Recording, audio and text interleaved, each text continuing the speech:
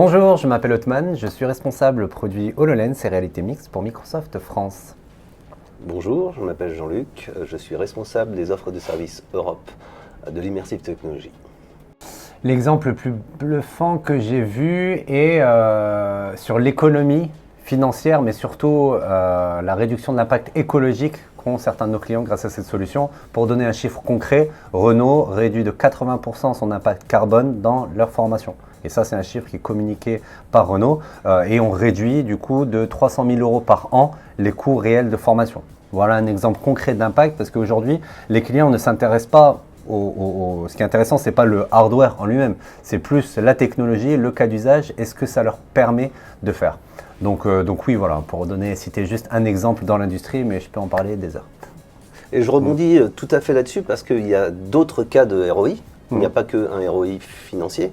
Il peut aussi y avoir des ROI, on va dire, d'usage ou d'expertise. Typiquement, dans une école, lorsque l'on met des systèmes de formation en autonomie grâce à Guides, où on peut mettre des tutos où les étudiants peuvent se former seuls, on laisse les enseignants avoir plus de temps pour travailler des points beaucoup plus d'expertise et autres.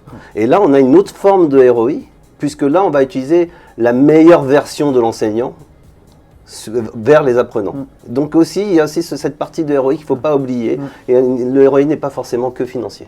Donc au niveau des principales réductions coûts, c'est des coûts de déplacement en moins, tout simplement. Aujourd'hui, tous les déplacements... Alors, très important, l'idée, l'objectif de cette technologie n'est pas de remplacer le physique, n'est pas de remplacer les interactions physiques, pas du tout.